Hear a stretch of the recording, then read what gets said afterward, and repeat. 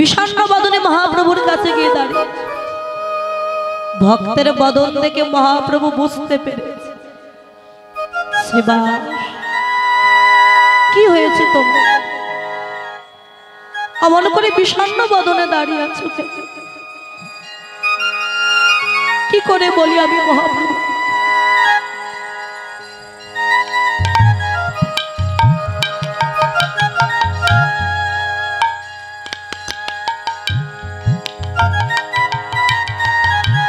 কি করে বলবো আমার মহাপ্রভুকে, আমার কান্নার মুখ্য অর্থটা না বলে গৌণ অর্থটাই আমি তাহলে বল। গৌর হরি, সারা নিশে তুমি আমার গিরি হরি নাম করেছ, এখন তুমি নগর সংকীর্তনে চলে যাবে ভক্তদের, আবার কখন তোমার বদনে কৃষ্ণ নাম শ্রবণ করব, তাই ভেবে আমি কাঁদছি দয়া। শ্রীবাস তুমি আমায় মিথ্যা কথা বললে না, আসল কথাটাও বলো। শোনো শ্রীবাস, যে তোমার মতো ভক্তের মনে দুঃখ দিয়েছে, কষ্ট দিয়েছে, আমি তাকে অভিশাপ দিলাম, আজ থেকে 3 দিনের ভিতরে তার সর্বাঙ্গে গলা পচা কুষ্ঠ ব্যাধি হবে হবে হবে। এই বলে মহাপ্রভুকে জড়িয়ে ধরে শ্রীবাস কাঁদতে লাগে। দেখা গেল 3 দিনের মধ্যে বৈষ্ণব অপরাধের ফল। 3 দিন যেতে না যেতেই ওই চাপাল গোপালের সর্বাঙ্গে গলা পচা কুষ্ঠ ব্যাধিতে ভরে গেল। চাপাল তখন কালী পূজা করছে। মা মা তোর পূজা করতে গিয়ে কোনোদিন তো এত জ্বালা এত যন্ত্রণা আমার হয়নি, কেন আজ এত জ্বালা এত যন্ত্রণা? একবার দেখা দে মা, একবার দেখা দে, আমি যে আর সইতে পারছি না।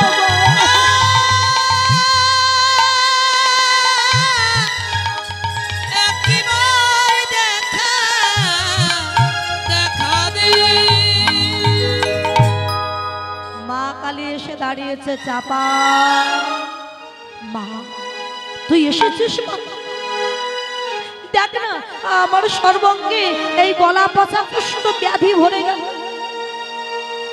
কেন এমন হলো? চাপা তুই আমার সন্তানের মতো, কোন কাজে যাওয়ার আগে তুই আমার অনুমতি নিয়ে যাস, কিন্তু শ্রীবাসের গৃহে হরিনাম বন্ধ করতে গিয়ে তো আমার অনুমতি নিলি না বাবা। আমি যেভাবে পূজা নেই না কেন, আমি যে শিবের স্ত্রী, শিব ঠাকুর হলেন আমার স্বামী পরম বৈষ্ণব, আমি বৈষ্ণবের স্ত্রী হয়ে আর একজনের বৈষ্ণব অপরাধ কি করে সহ্য করিব? যদি মুক্তি পেতে চাস, আগামীকাল যদি পারিস শ্রীবাসের চরণ ধরে ক্ষমা চেয়ে নিস, তোর গলা পচা কুষ্ঠ ব্যাধি থেকে তুই মুক্তি পাবি। আত্মহংকারে গর্বিত হয়ে চাপাল বললেন, কি আমি যাব ওই শ্রীবাসের পায়ে ধরতে? না না না, যত দুঃখ যত কষ্ট পাই না কেন ওই শ্রীবাসের পায়ে ধরবে না কোনোদিন এই চাপা। মন্দির থেকে ঘরে ফিরে গেছে, দুয়ারে দাঁড়িয়ে তার স্ত্রীকে ডাক দিয়েছে, নিস্তারিণী দরজা খোলো, নিস্তারিণী। এ কি স্বামী, তোমার সর্বাঙ্গে এমন গলা পচা কুষ্ঠ ব্যাধি হলো কি করে? ওগো গ্রামবাসী একবার এসে দেখে যাও, আমার স্বামী কার সর্বনাশ করেছে, তার সর্বাঙ্গে গলা পচা কুষ্ঠ ব্যাধি হয়েছে। ও স্বামী, এই গলা পচা শরীর নিয়ে তুমি কি আবার ওই ঘরে থাকবে না? নিস্তারিণী, তবে আমায় কি করতে বলছো? আমি বলবো কেন? গ্রামের লোক বলছিল, দেখুন বাবা, গ্রামের লোক বলছিল তোমার গলা পচা শরীর নিয়ে ঘরে না থেকে যতদিন রোগটা ভালো না হয় ততদিন তুমি যদি একটু গোয়াল ঘরে গিয়ে থাকতে। নিস্তারিণী, তুমি আমায় গোয়াল ঘরে যেতে বলছো? রাগ করছো কেন স্বামী? রাগ করো না, আমি তোমার দেখাশোনা করব, আমি তোমায় দেখ, বেশ তোমাদের মঙ্গলের জন্য, তোমাদের সুখের জন্য আমি এই ঘর থেকে গোয়াল ঘরেও যেতে রাজি আছি। চলো আমায় নিয়ে চলো। নিয়ে গেছে গোয়াল ঘরে। বাবা সারাদিন একবার একটু দেখতেও যায় না তার স্বামী। জল পিপাসায় কণ্ঠ স্তব্ধ হয়ে যাচ্ছে। গোয়াল ঘর থেকে ডাক দিয়েছে, নিস্তারিণী একটু জল দাও, নিস্তারিণী একটু জল দাও, নিস্তারিণী একটু জল দাও। নিস্তারিণী এসে বলে, এই যে ঘাটের মোড়া, জল চাইছো তো চিৎকার করবার কি দরকার?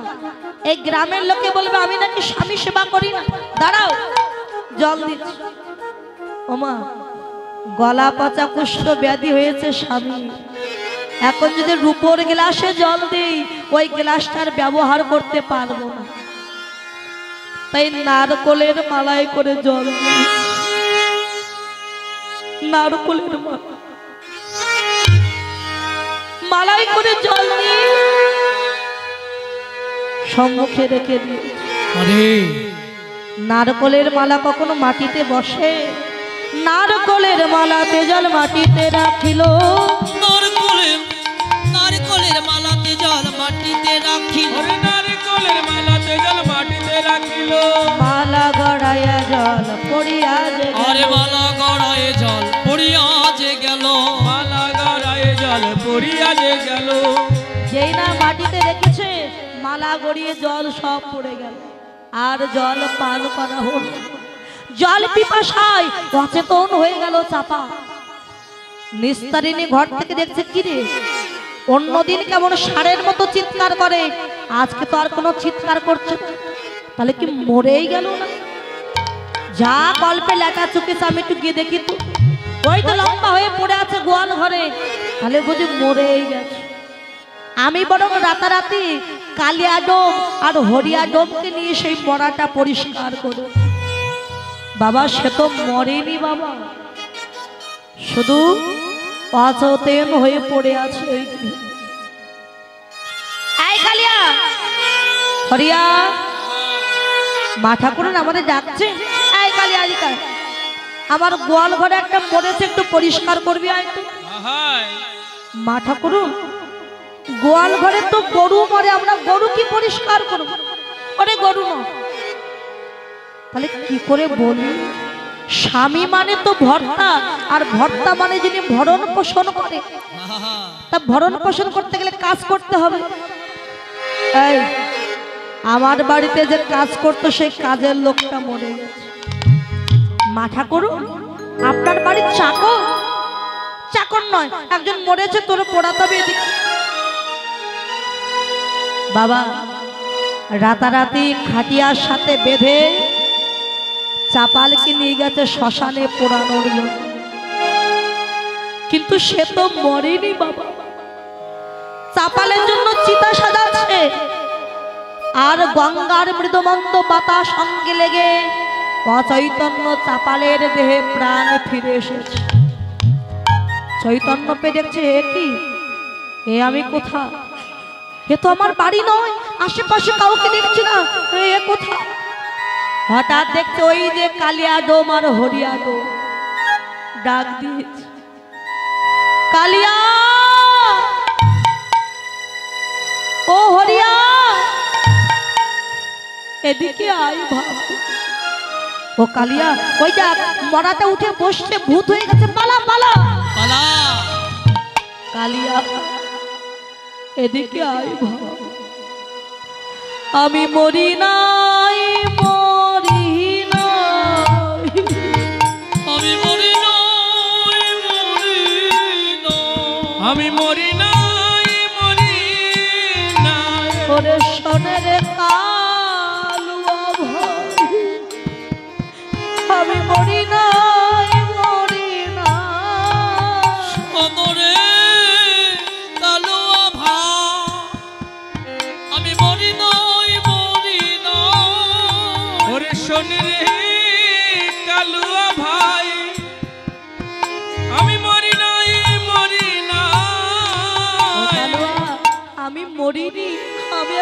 বেঁচে আছে। এই গলাটা কেমন চেনা চেনা মনে হচ্ছে না? চল তো গিয়ে দেখি। এই যে আমাদের চাপাল বাবা ঠাকুর, তোরা আমায় এখানে কেন এনেছিস? না আমরা আনবো কেন? তোমার স্ত্রী তো বললো গোয়াল ঘরে কে চাকর মরে গেছে, পোড়াতে হবে। কি চাকর বলেছে? যে সংসারের জন্য সারা জীবন কুকুরের মতো পরিশ্রম করলাম, নিজে অসুস্থ হয়ে পড়লাম ঘরে, সেই সংসারে যখন আমায় চাকর বলে মেরেই ফেলল, আমি আর ঘরে ফিরে যাব? কালিয়া, তোরা আমায় ভালোবাসিস, যদি ভালোবেসে থাকিস ওই গঙ্গার ঘাটে আমার জন্য একটা ঘর বেঁধে দিবি। আমি যতদিন বাঁচব এই গঙ্গার ঘাটে বসে আমার নিতাই গৌরের চরণ ভজন করব।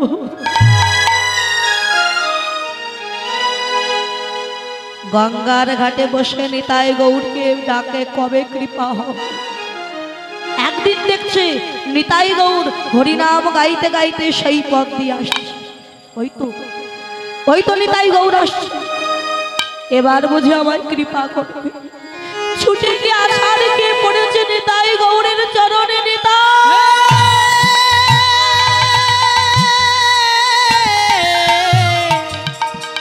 এবার আমায় করুণা করো নিতাই। ওগো নিতাই, ওগো গৌর, গ্রাম্য সম্পর্কে আমি তোমার মামা, লোক সব নিস্তারিতে তোমার অবতার, মই বড় দুঃখী, মনে করো উদ্ধার। চুপ করো, চুপ করো চাপা। মিষ্টি মিষ্টি কথা বলে তুমি আমার মন ভোলাতে পারবে না চাপা। তুমি যদি আমার কাছে অপরাধ করতে আমি ক্ষমা করে দিতাম, কিন্তু তুমি অপরাধ করেছো আমার প্রিয় ভক্ত শ্রীবাসের চরণ। মুক্তি যদি পেতে হয় যাও শ্রীবাসের চরণ ধরে ক্ষমা। এতদিন পরে হলো তার প্রথম অনুশোচনা। মন সেদিনই যদি শ্রীবাসের চরণ ধরতাম, এত দুঃখ এত কষ্ট আমার পেতে হতো। কোথায় কোথায় শ্রীবাস? ছুটতে ছুটতে গিয়ে দেখে ভক্তদের নিয়ে হরিনাম সংকীর্তন গাইছে। ছুটে গিয়ে আশার খেয়ে পড়েছে শ্রীবাসের চরণে। শ্রীবাস, আমায় ক্ষমা করে দাও, আমি যে অপরাধ করেছি তোমার চরণে। চাপালের নয়নের জলে যখন শ্রীবাসের চরণ দুটি ধৌত হয়ে যাচ্ছে, শ্রীবাস বলে ওরে চাপালে রে, তোর নয়ন জলে আমার চরণ ধৌত হয়ে গেল, তোর সমস্ত অপরাধ থেকে তুই মুক্তি পেয়ে গেলি, অমন করে আমার চরণে পড়ে কাঁদিস না রে,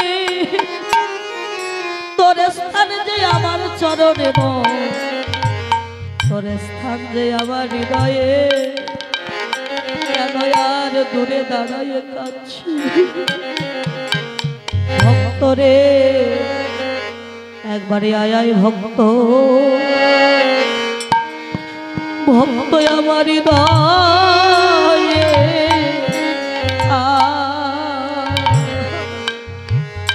একবার আয়া ভক্ত আমার। আহা হরিবল, আমার হৃদয়ে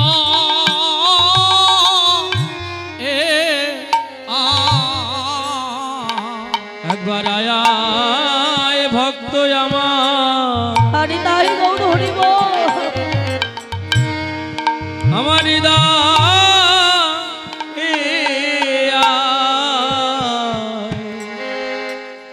একবার আয় ভক্ত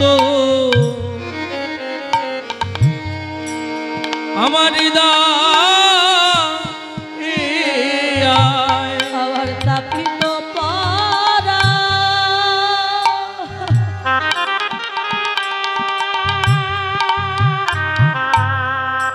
আমার তাপিত পারা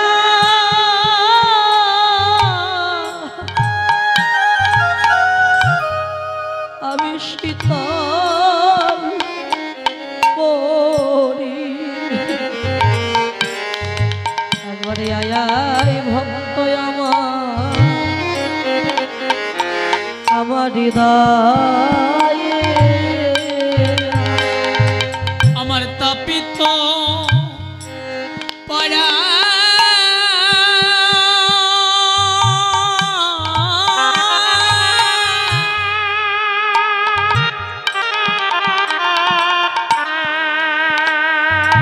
আমার তাপিত পারা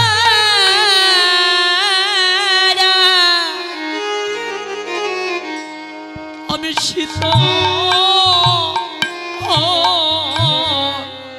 শীতল করি দয়া একবার আয়া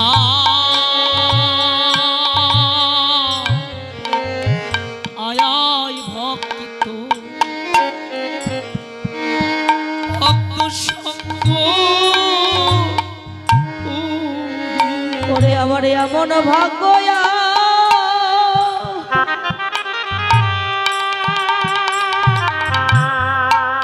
আমার এমন ভাগ্য আর হয় কি না একবারে আয় ভক্ত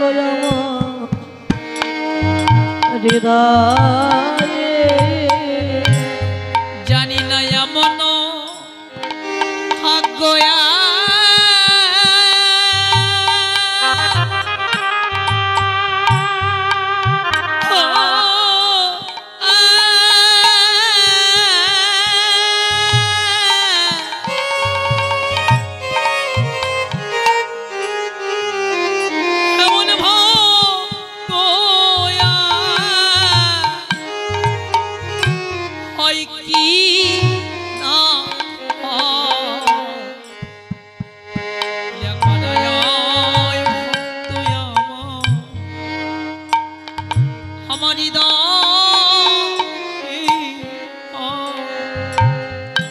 ওরে আমি যে বহু জনমে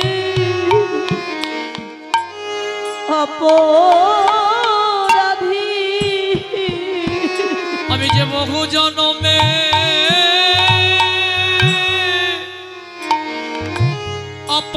অপরাধী আমি যে বহু জন্মে অপরাধী অতির চরণ বিনা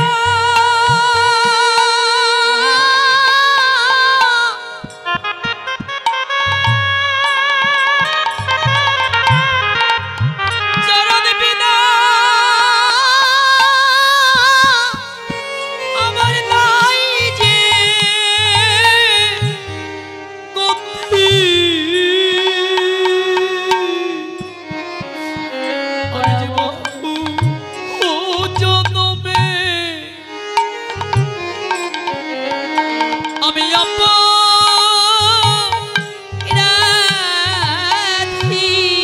আমায় যেন চরণ ছাড়া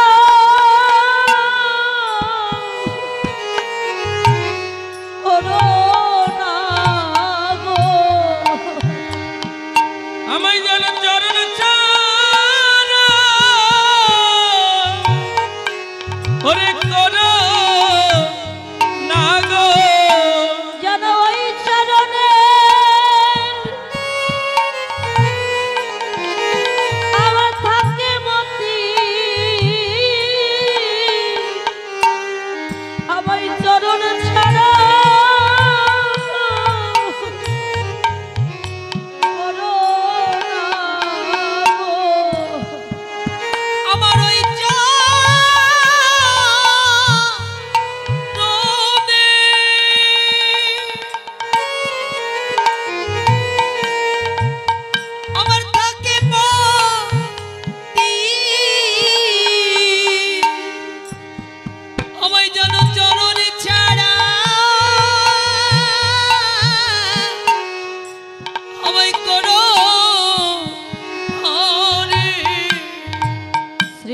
সে চাপালকে বলে, চাপা আয় ভক্ত আমার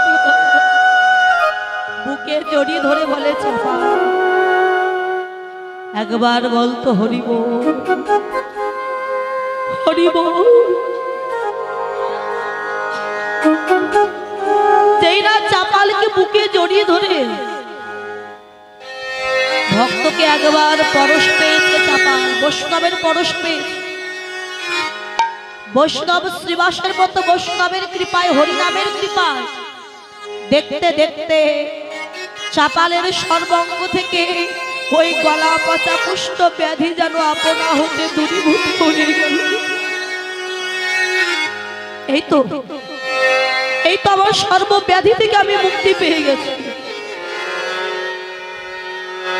এই ব্যাধির জন্য কত কষ্ট পেয়েছি আমি, আজ হরিনামের কৃপায় যে ব্যাধি থেকে মুক্তি পেয়েছি, আজ থেকে হরিনামে আমার জীবন, হরিনামে আমার মরণ।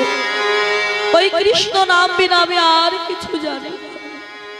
চাপা তুমি তো সুস্থ হয়ে গেছো, ঘরে ফিরে যাও না। শ্রীবাস আমি এই মায়ার সংসারে আর ফিরে যাব।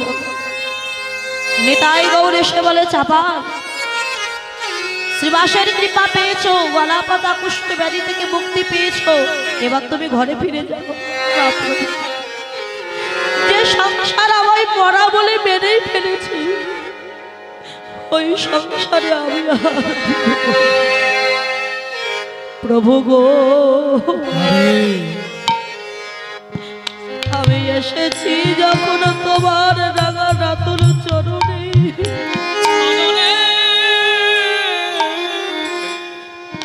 তোমার ওই চরণে আমায় আশ্রয় দাও দয়া।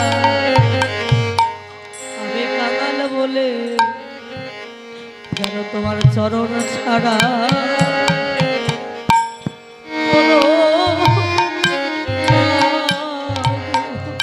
আমার চরণ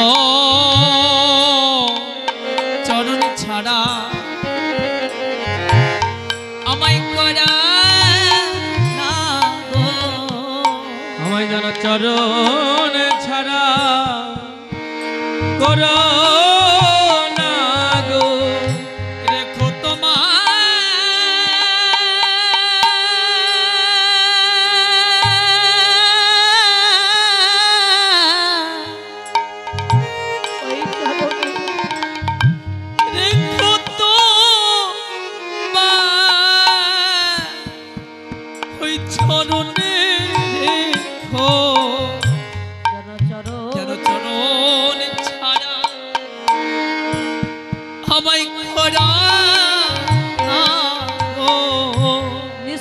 ছুটে এসেছে স্বামী, আমায় তুমি ক্ষমা করে দাও স্বামী, আমি যে অন্যায় করেছি।